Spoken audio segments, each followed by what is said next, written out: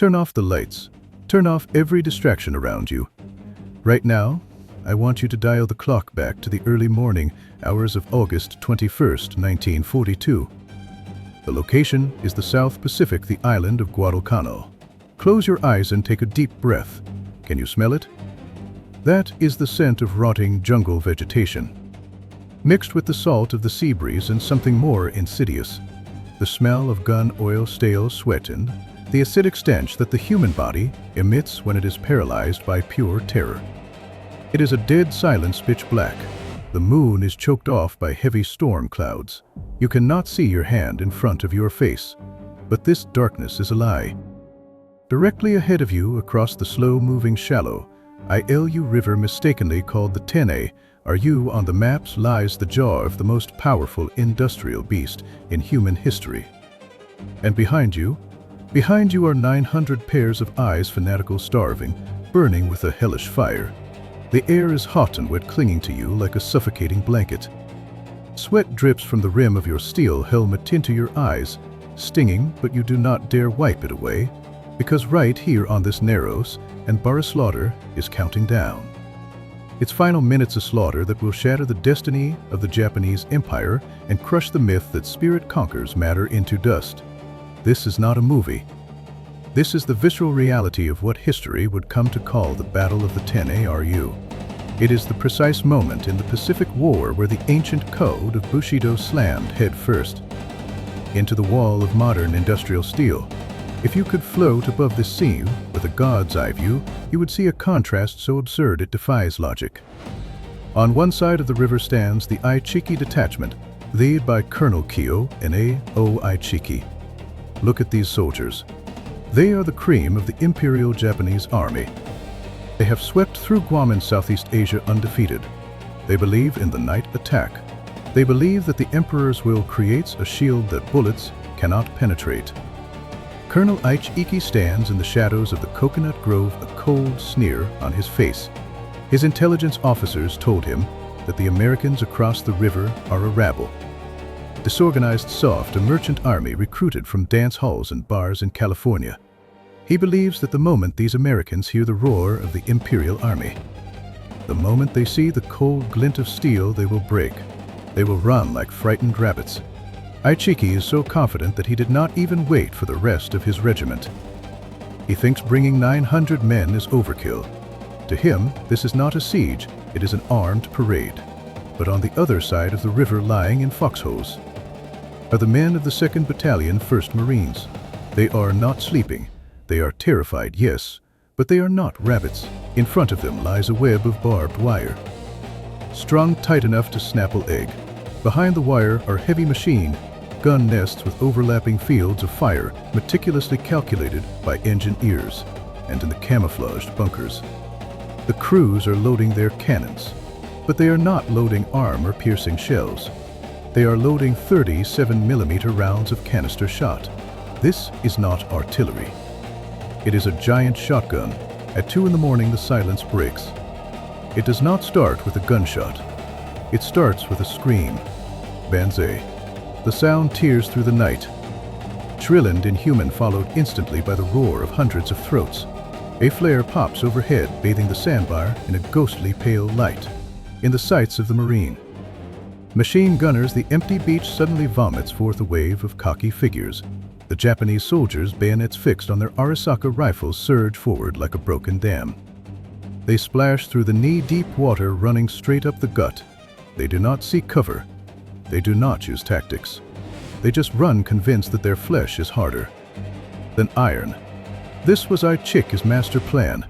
The human bullet overwhelmed the enemy's nerves with sheer, unadulterated courage. But the answer they received was not panic. It was the coldest, loudest answer modern industrial civilization could provide. Fire. The American line erupts into a sheet of flame. Listen closely. This is not just random noise. It is a death symphony. The bass line is the rhythmic thumping of the water-cooled Browning heavy machine guns. The percussion is the sharp chatter of Thompson submachine guns. But the lead instrument, the one that screams death, is the 37mm M3 anti-tank gun. We have to stop time for a second to understand what happened here. Because this is where spirit lost to steel. The M3 cannon was designed to punch holes in tanks, but tonight the Marines are using canister shot. Picture a large metal tin can filled with hundreds of steel balls. When it leaves the muzzle, the can disintegrates, turning the cannon into a massive shotgun. When the first round detonates into the front rank of the Japanese charge, what happens cannot be described as war. It is physics obliterating biology, the front row of soldiers. Dozens of men simply evaporate. They are shredded into a pink mist and unrecognizable chunks of meat that spray back onto their comrades. The human body, no matter how much spirit it holds, is as fragile as wet tissue paper against this kind of kinetic energy. But the Japanese do not stop. This is the part that is truly terrifying, perhaps even inspiring in a dark way.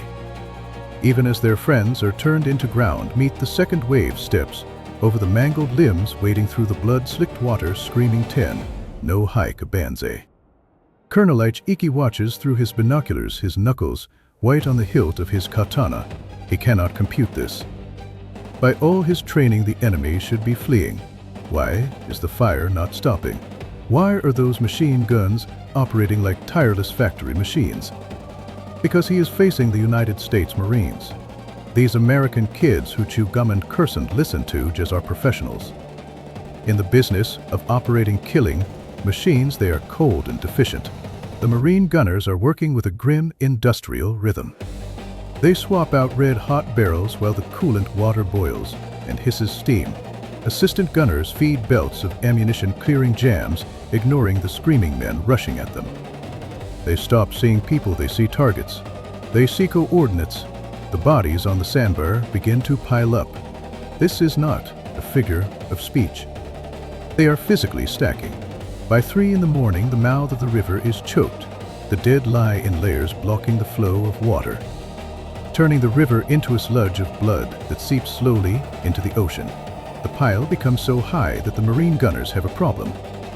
Their field of fire is blocked by a wall of corpses. They have to stand up, exposing themselves, or toss grenades to blast apart the wall of dead bodies, just so they can shoot the living ones behind them. Think about that madness, blowing up the dead to kill the living.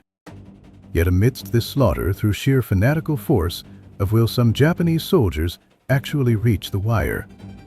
On the far left flank, a Japanese sergeant, riddled with bullets, vaults over the wire and crashes into a Marine foxhole, swinging his sword. He cuts down a gunner, stabbing another Marine in the shoulder. This is the moment Ichiki dreamed of, the melee, the test of warriors. He thought the Americans would fold here. He was wrong. The Americans pulled out caber-fighting knives and trenching tools and swung their steel helmets like clubs. These boys from Brooklyn, from Texas, from the Midwest, they had violence in their blood too. They did not break, they got angry. We have to talk about one man, Al Schmid, a private first class. Tonight he is the anchor of the line. He is manning a water-cooled Browning. Right in the center of the storm, a Japanese grenade explodes inches from his face. The shrapnel tears across his eyes, instantly blinding him. In that second, his world goes permanently black. His face is a ruin. By all rights, he is out of the fight, but he does not stop.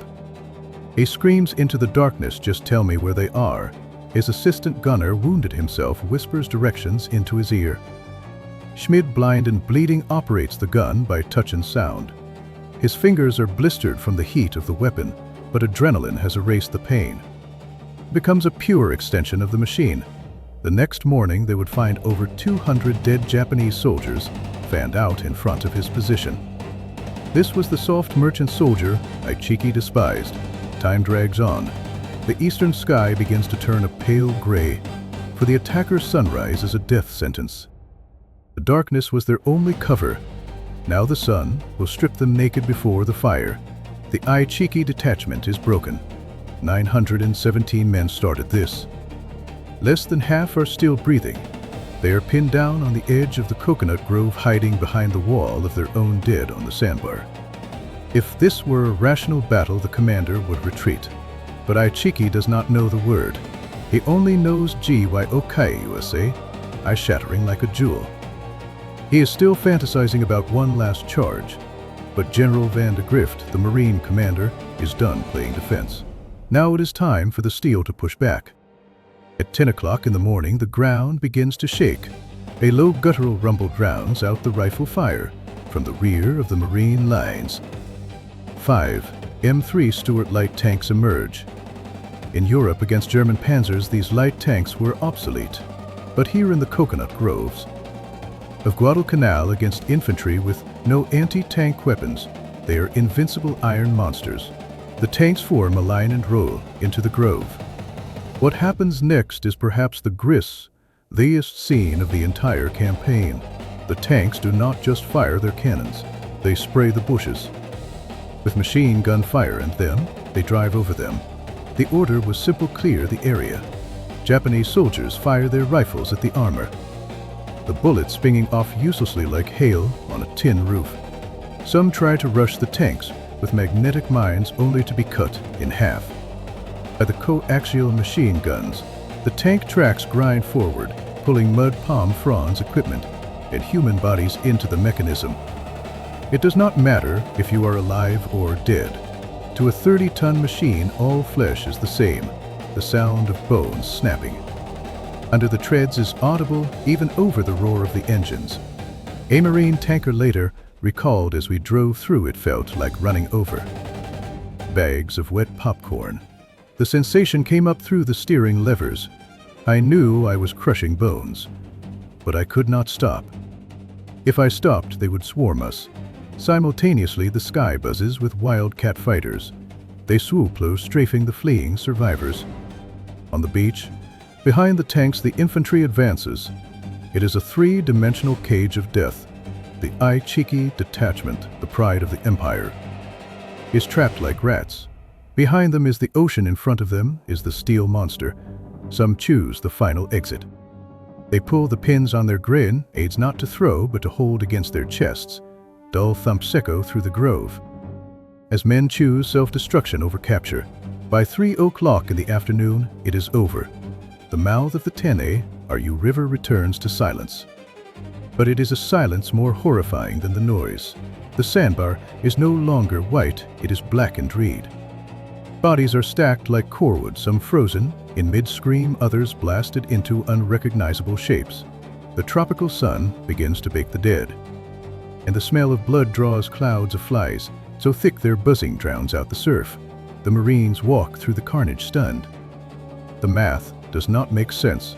The Marines lost fewer than 40 men. The Japanese left nearly 800 dead on the field. The kill ratio is 20-1. Deep in the grove, they find the body of Colonel Ichiki. Accounts vary. Some say he committed ritual suicide, others say he was cut down by gunfire. But there he lies beside the ashes of his regimental flag, his face likely frozen in a final mask of confusion. He died without understanding the answer to the question why. Why did the spirit of Yamato lose to Coca-Cola? Why did the katana fail to cut the barbed wire? Why did his willpower crumble before the 37mm canister shot? The answer is brutally simple. This was not just a battle between two armies, it was a battle between two eras. Ichiki represented the feudal age. He believed in individual prowess, in the transcendence of the spirit. To him, war was heroic poetry. The Marines represented the industrial age. They did not rely on heroes, though they had them. They relied on fire superiority, on logistics, on systems. To them, war was an engineering project, and killing the enemy was just a matter of processing data on an assembly line. When a knight from the agricultural age charges a machine from the industrial age, the result is always the same: extermination. Ichiki's tragedy was not just bad tactics, it was arrogance. He looked down on materialism, thinking it made men soft. He forgot that steel is the hardest material of all in the nation that can manufacture a storm of steel. Possesses a different kind of spirit, the spirit of organization, science, and collective will. The news of the slaughter at the Tenaru reached Tokyo, but ironically, the Japanese hiked them and learned nothing. They refused to admit it was a failure of their philosophy. They blamed it on insufficient numbers. So they sent the Ichiki Detachment, then the 2nd Division, repeating Ichiki is mistake, launching human waves into the American meat grinder again, until Guadalcanal became the island of death. A bottomless pit for the Empire's best men, and it all started that morning with one arrogant colonel, looking across a quiet river convinced that his beliefs were stronger than physics. History is cold. It does not care how brave you are, against objective laws, against the physics of steel and fire. Fanatical belief detached from reality is just a suicide note waiting to be signed. That is the story of the Tenaru River. A lesson written in blood about the dangers of underestimating reality. If you want more hardcore breakdowns of history, deadliest miscalculations, smash that like button and subscribe. I am your strategy observer. I will see you on the next battlefield.